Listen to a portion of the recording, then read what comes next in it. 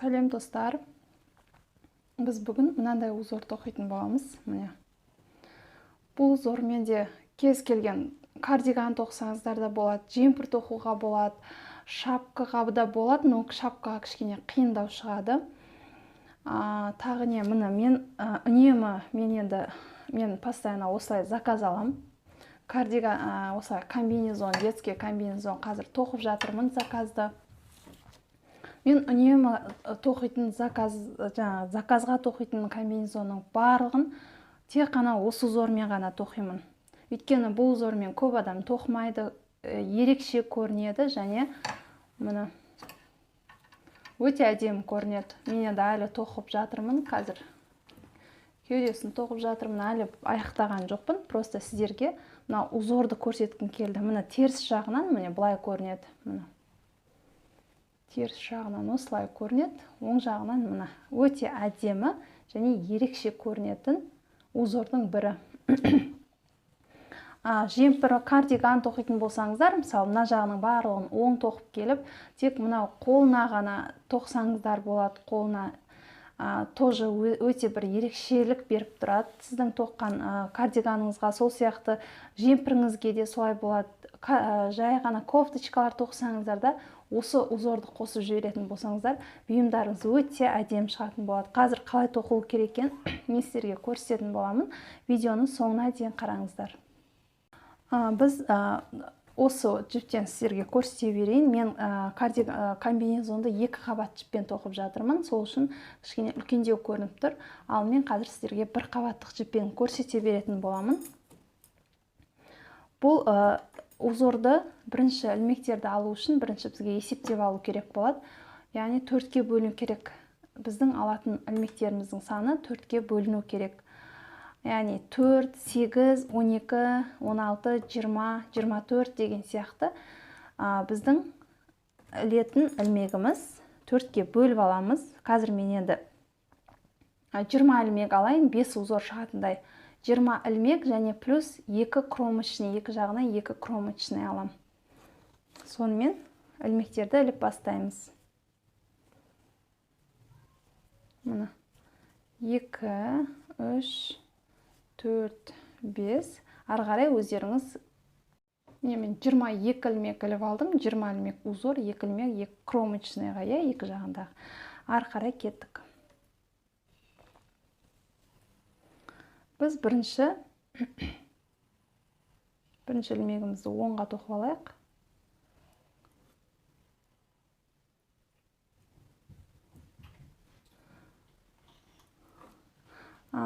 Қазір бірінші рядты барлығын оңға тоқып шығамыз. Біз енді бірден узорды бастап кете алмаймыз. Бірінші біз платочный узормен тоқып бастаймыз. Сол үшін де бірінші рядты, екінші рядты және осылай 6 ряд, яғни оң жағынан сол жағынан есептеген кезде 6 ряд өздеріңіз тек қана оңға тоқыңыздар. Платочный узорды қалай тоқылу керек екенін білесіздер. Менің каналымда бар. Яғни оң жағынан да сол жағынан да тек қана оңға тоқисыздар. Солай 6 ряд өздеріңіз тоқыңыздар. Мен 6 ряд тоқып алдым. 6 ряд бізде мына жерден келіп 6 ряд тоқып болдым. Одан кейін мына жақтан сол жағынан, яғни теріс жағынан 1 ряд оңға тағы да тоқып алдым. Яғни бізде оң жағынан бір теріс ряд түсу керек осындай. Бір теріс ряд осылай бізде түсті. Енді ары қарай мына оң жағынан, яғни оң бетінен ары қарай біз 6 ряд тоқуымыз керек. Бірінші ряд оңға тоқимыз.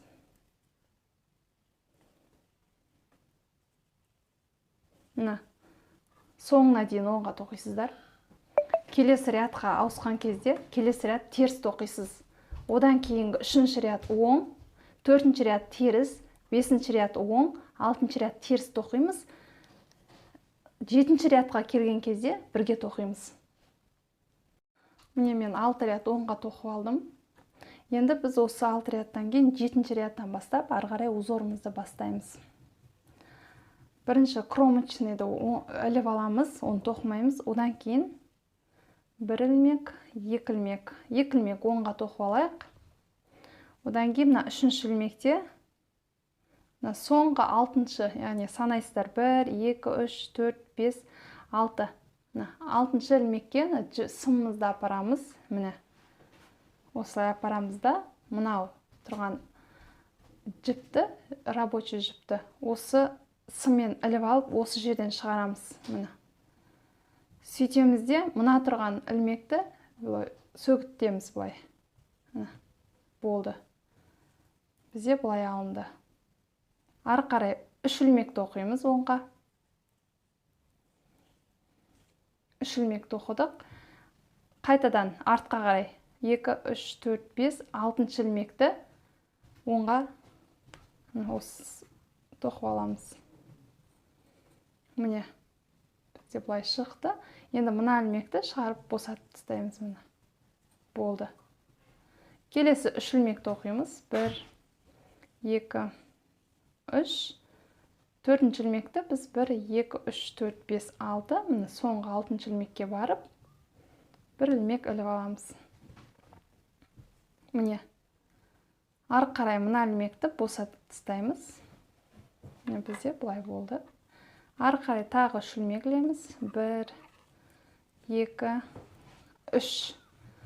Мына ілмекті артқа қарай 6 ілмекті санап, 6 ілмекке міне ілмекті іліп аламыз. Мына ілмегімізді босатамыз. Болды. Осылай болады. Ары қарай тағы да 3 ілмек ілеміз. 2, 3. Одан кейін 1, 2, 3, 4, 5, 6. 6 ілмек.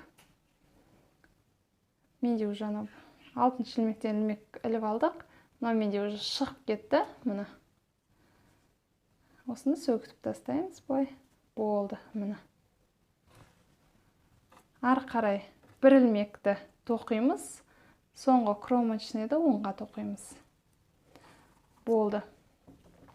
Келесі теріс жағында мыналардың барлығын былай қолдарыңызбен өздеріңіз ішке қарай кіргізсеңіздер болады. Алдағы уақытта бірақ өздері кіріп тұратын болады. Міне. Бізде узорымыз тоқылды. Келесі рядта біз тек қана теріс тоқып шығамыз. Бір рядты. Бұл бізде есептелінбейді. Тек теріске тоқып шығамыз.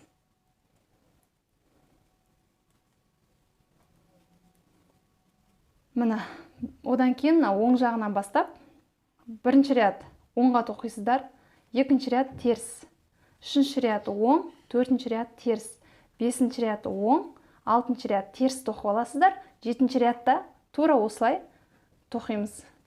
Міне мен 6 ряд тоқыдым, жетінші рядта қазір узорды тоқитын боламыз.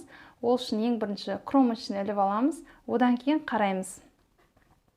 Бізде қазір мына шишканың ішінде 3 ілмек тоққанбыз. Яғни ортасындағы ілмек бізде міне мынау болу керек. Біз 6 ілмекті кейінге апарып, мына жақтан іліп алдық та 6 ілмек кейінге қарай сөгітіп тастадық.